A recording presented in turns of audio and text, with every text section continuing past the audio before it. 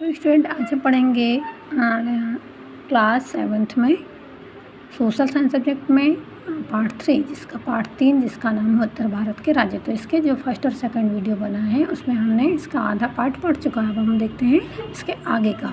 ठीक है, तो देखिए हम पढ़ेंगे आज तत्कालीन उत्तरी भारत में समाज, अर्थव्यवस्था, धार्मिक स्थिति व कला। तो सबसे पहले हम देखते हैं सामाजिक स्थिति। ये किसके टाइम पर बताया गया है? पृथ्वीराज चौहान जब वो क्या किए थे, कुछ मोहम्मद गौरी ने जीत हासिल की थी, उस टाइम का बताया गया है। जब पृथ्वीराज चौहान की हार हुई थी और मोहम्मद गौरी ने जीत कर भारत पर मुस्लिम राज्य की नींव रही थी, उस टाइम का बताया जा रहा है कि समाज 4 वर्ण में बंटा था। वो कौन कौन से थे? ब्राह्मण, क्षत्रिय, वैश्य, शूद्र। ठीक है, ये 4 वर्ण थे। ये आगे चलकर क्या हुआ? आगे चलकर यह अनेक जातियों में बंट गया। ब्राह्मणों व क्षत्रियों का समाज में सर्वोच्च स्थान था। तो जब मोहम्मद गौरी का काल था उस टाइम पर क्या हुआ था? जो समाज था वो 4 वर्ण में बंटा था। कौन कौन से? ब्राह्मण, क्षत्रिय, वैश्य व शूद्र, जिसमें से सबसे ज़्यादा सर्वोच्च स्थान किसका होता था? ब्राह्मण व क्षत्रियों का। रूढ़िवादिता व संकीर्णता में समाज बढ़ रही थी। जो समाज में लोगों का व्यवहार था वो एकदम रूढ़िवादी हो रहा था। प्रायः लोग अपनी ही जाति में विवाह करना पसंद कर रहे थे और जो लोग थे वो अपनी ही जाति में विवाह करना पसंद करते थे। स्त्रियों को संपत्ति में उत्तराधिकार प्राप्त था। उनमें पर्दा प्रथा आरंभ हो गई थी। सती प्रथा का प्रचलन था, है ना। तो स्त्रियों को जो संपत्ति होती है उसमें क्या होता था? स्त्रियों को भी उत्तराधिकारी बनाया जाता था और उनके साथ पर्दा प्रथा चलती थी। पर्दा प्रथा मीन्स घूंघट ओढ़ के निकलना पड़ता था उनको। और उसी टाइम पे कौन सी सती प्रथा भी आरंभ थी। सती प्रथा मीन्स क्या होती है? जब किसी का पति ख़त्म हो जाता है तो उसी के साथ उसी क्या बोलते हैं, वो जो रहती है उसका भी अंतिम संस्कार कर दिया जाता है। आक्रमणकारियों के हाथों में पराजय की स्थिति पड़ने से अपने आप को बचाने के लिए स्त्रियां सामूहिक आत्मदाह जौहर कर लेती थी। यानी क्या करती थी कि आक्रमणकारियों के हाथों में कि यदि हम किसी दुश्मन के हाथ में न जाएं, इससे अच्छा वो क्या करती थी? जौहर कर लेती थी, अग्नि में कूद जाती थी। खान पान व पहनावे में भी थोड़ा बदलाव आ गया था। शूद्रों ने जीविका उपार्जन हेतु कृषि, मजदूरी व अन्य धंधे अपना रहे थे। जो शूद्र थे, जो सबसे नीची जाति में आते थे, वो क्या करते थे? अपने जीवन को चलाने के लिए, अपने दैनिक जीवन को चलाने के लिए क्या उन्होंने कृषि, मजदूरी व अन्य धंधे करना शुरू कर दिए थे। मेले, त्योहार तथा पवित्र स्थानों की तीर्थ यात्राएं करना सामाजिक गतिविधियों का अंग था। मेले, त्योहार और पवित्र स्थानों की यात्राएं करना भी क्या हो गया था? सामाजिक गतिविधियों का अंग बन चुका था। हम देखते हैं आर्थिक स्थिति। देखिए अब हम देखते हैं आर्थिक स्थिति कि मोहम्मद गौरी के शासनकाल में आर्थिक स्थिति कैसी थी, है ना।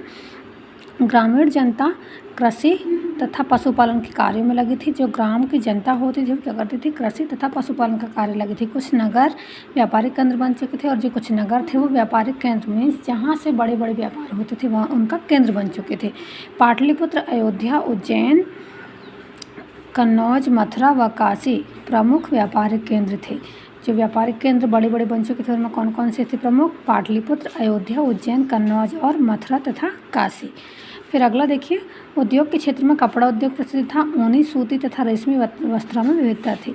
जो उस टाइम पर उद्योग था वो सबसे ज़्यादा कौन सा उद्योग प्रसिद्ध था? कपड़ा उद्योग प्रसिद्ध था। और उनमें क्या था? ऊनी, सूती तथा रेशमी वस्त्रों में विविधता यानी भिन्नता पाई जाती थी।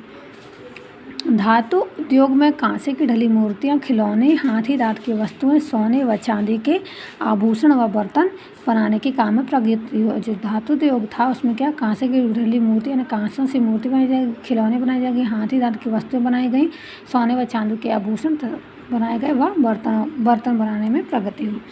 मध्य एशिया से भारत के व्यापारिक संबंध थे। चंदन, जायफल, लौंग, मसाले, बहुमूल्य रत्न, मोती आदि का निर्यात तथा घोड़े व खजूर का आयात मध्य एशिया व अरब से किया जाता था। हमारे जो भारत के व्यापारिक संबंध थे मध्य एशिया से अच्छे थे, है ना। तो क्या होता था? हमारे यहाँ से उनको चंदन, जायफल, लौंग, मसाले तथा बहुमूल्य रत्न यहाँ से भेजे जाते थे और वहाँ से हमें क्या मिलता था? घोड़े व खजूर का आयात होता था। ये कहाँ से होता था? अरब व एशिया से। आप देखते हैं हम शिक्षा व साहित्य। तो शिक्षा का स्वरूप पिछली शताब्दियों की तरह ही विकसित हो रहा था। मंदिर, मठ, घटिका। तो पिछली शताब्दी में जो जैसे जैसे टाइम बढ़ता जा रहा था शिक्षा का स्वरूप वैसे ही बढ़ता जा रहा था। जो मंदिर, मठ और घटिकाएँ अग्रहार और बिहार शिक्षा के क्या होते थे? ये सब बिहार शिक्षा के केंद्र होते थे। उच्च शिक्षा सुव्यवस्थित ढंग से दी जाती थी।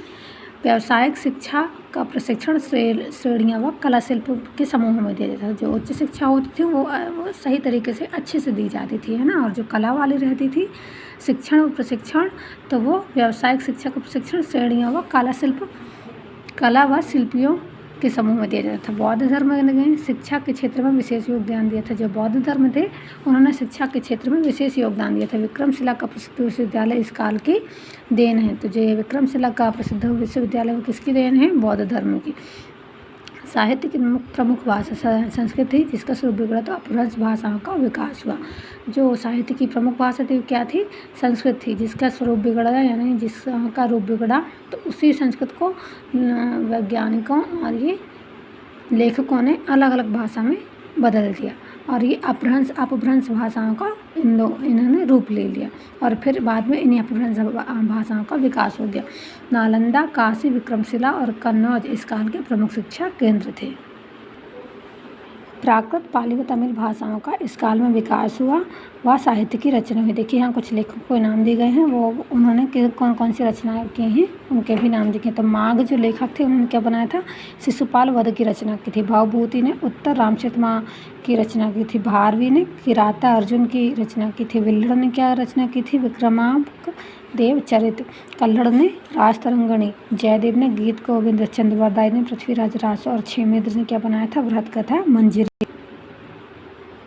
है ना। एक और फिर बताते हैं, देखिए ये जो पाली, संस्कृत, प्राकृत, पाली व तमिल भाषाओं का इस काल में विकास हुआ था वह साहित्य की रचना हुई थी। इसमें कुछ लेखक दिए गए हैं और उनकी रचनाएं देखी थी। जो माघ थे वो क्या बनाया था, क्या कौन सी रचना की थी? उसमें उन्होंने शिशुपाल वध की। भवभूति ने क्या किया था? उत्तर रामचरित की रचना की थी। भारवी ने किराता अर्जुन। विल्हड़ ने विक्रमांक देव चरित। और कल्हड़ ने क्या की थी? ये विल्हड़ जो थे वो विक्रमांक देव रचित की रचना की थी और कल्हड़ ने राजतरंगिणी की। जयदेव ने गीत गोविंद। चंद्रवरदाई क्षेमेंद्र रासो और क्षेमेंद्र ने वृहत कथा मंजरी। अब हम आगे देखते हैं विज्ञान और प्रौद्योगिकी। तो 12वीं शताब्दी के गणितज्ञ भास्कराचार्य की पुस्तक सिद्धांत शिरोमणि 4 भागों में है। जो 12वीं शताब्दी के गणितज्ञ थे जिनका नाम था श्रीमान भास्कराचार्य, उनकी पुस्तक का नाम था सिद्धांत शिरोमणि। इसके कितने भाग थे? 4 भाग थे। इस पुस्तक का अनुवाद अरबी, फारसी तथा यूरोपीय भाषाओं में हुआ है। औषधि विज्ञान पर माधव ने अनेक शोध ग्रंथ लिखे हैं। जिस प्रकार गणित में इनका कई भाषाओं में अनुवाद हुआ है, उसी प्रकार औषधि विज्ञान पर भी माधव ने अनेक शोध व ग्रंथ लिखे थे। ऋग्विनिश्चय एक प्रसिद्ध पुस्तक है। चरक संहिता तथा सुश्रुत संहिता का अनुवाद अरबी, तिब्बती भाषाओं में इसी समय में हुआ था। आप देखते हैं धार्मिक जीवन। तो वैष्णव, शैव तथा जैन आदि धर्म लोगों के लिए प्रेरणादायी थे। इस टाइम पर इस समय पर कौन कौन से धर्म थे जो लोगों के लिए प्रेरणादायी थे? वैष्णव, शैव, बौद्ध तथा जैन। अलवार वैष्णव कहलाते थे और नायनार क्या कहलाते थे? शैव। संतों के नेतृत्व में दक्षिण भारत में भक्ति आंदोलन का प्रसार हुआ था। अलवार यानी वैष्णव और शैव संतों के नेतृत्व में ही दक्षिण भारत में क्या हुआ था? भक्ति आंदोलन की शुरुआत हुई थी। इस युग में भगवान विष्णु की उपासना को 2 रूपों में माना जाता है। जो ये युग था, इस युग में भगवान विष्णु को माना जाता था और भगवान विष्णु के 2 रूपों माने जाते थे। कौन कौन से? कृष्णावतार, दूसरा राम अवतार को आराध्य मानकर की जाती थी। भगवान विष्णु के 10 अवतारों की कथा भी इसी समय पर बहुत लोकप्रिय थी। किसका शासनकाल चल रहा है? मोहम्मद गौरी का। फिर अगला देखिए, भगवान राम व कृष्ण से संबंधित कथाओं को दीवारों पर मूर्तियों व चित्रों के द्वारा दर्शाया गया था। जो भगवान राम व कृष्ण की कथाएं थीं वो कहाँ पर? दीवारों पर मूर्तियां बनाकर उनको दर्शाया गया था। दक्षिण भारत में आदि शंकराचार्य और रामानुजाचार्य ने धर्म के प्रति नव जागृति फैलाई थी। जो दक्षिण भारत था वहाँ किसने? आदि शंकराचार्य और रामानुजाचार्य ने धर्म के प्रति नव जागृति फैलाई थी। अब देखते हैं हम लास्ट में वास्तुकला और चित्रकला। तो इस काल में सुंदर मंदिर तथा स्मारक बनाए गए। इनमें पुरी का जगन्नाथ मंदिर, भुवनेश्वर का लिंगराज मंदिर तथा कोणार्क का सूर्य मंदिर उत्तम उदाहरण। तो किसके काल में? मोहम्मद गौरी के शासन काल में कुछ अच्छे मंदिर बनाए गए थे, सुंदर स्मारक बनाए गए थे, जिसमें से कौन कौन से प्रसिद्ध हैं? पुरी का जगन्नाथ मंदिर, भुवनेश्वर का लिंगराज मंदिर और कोणार्क का सूर्य मंदिर।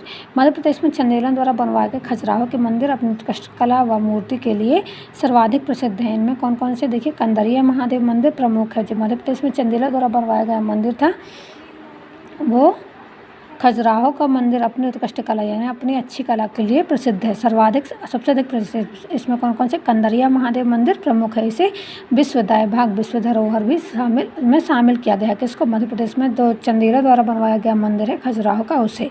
फिर देखिए तीसरा पॉइंट, राजस्थान के आबू पर्वत पर बने दिलवारा के जैन मंदिर अपनी अनुपम सुंदरता के लिए विश्वविख्यात है। देखिए ये कहाँ बना हुआ है? माउंट आबू पर बना गया है ये राजस्थान में। कौन सा मंदिर है? दिलवारा मंदिर। फिर अगला देखिए, मैसूर जिले के श्रवणबेलगोला में गोमतेश्वर की जैन तीर्थकर की मूर्ति स्वतंत्र रूप से बड़ी विश्व की मूर्तियों में कितनी? 57 फीट की है ये मूर्ति। इसका ये क्या है? एक अनुपम उदाहरण है। ये कहाँ है?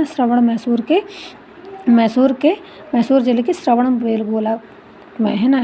किसकी मूर्ति है? गोमतेश्वर के जैन तीर्थकर, जो जैन लोगों के भगवान होते हैं ना, उनकी मूर्ति है। ये कितने फीट की है? 57 फीट की है। मूर्ति कला